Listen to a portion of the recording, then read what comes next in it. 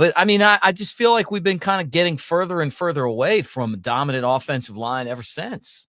I think part of that, you got a couple of things. A, you have the 2020 COVID year that impacted things because of player evaluations. I think there was some swings and some misses. There was also some hits. J.C. Latham turned out to be phenomenal, but that played a part. I think, O-line coaches, some of those that were sprinkled in there, I think it just was lack of development. I think part of it was quarterback driven, as far as, and it's not – the offensive line is going to look a lot worse when you have a quarterback like Jalen Milroe, just because he does hold on to the football a little bit too long. But like all these different things kind of factor in. And you had like Alabama for a while.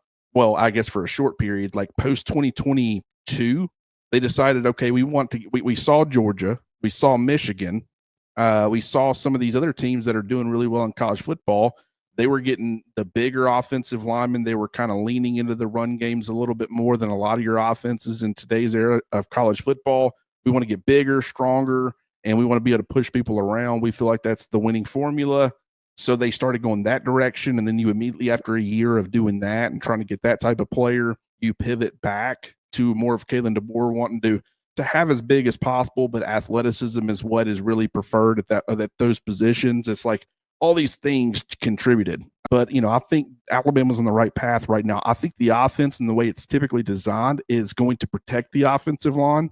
So I think just naturally it's going to improve on that front, but also the style of player that's going to fit in with it and make it better. So I think that this entire position group is going to be on the right path. I am a little bit concerned about the depth, though, particularly at tackle. They've got to establish a third tackle if they can get that guy, because I think, granted, that also includes Wilkin Formby being a good right tackle.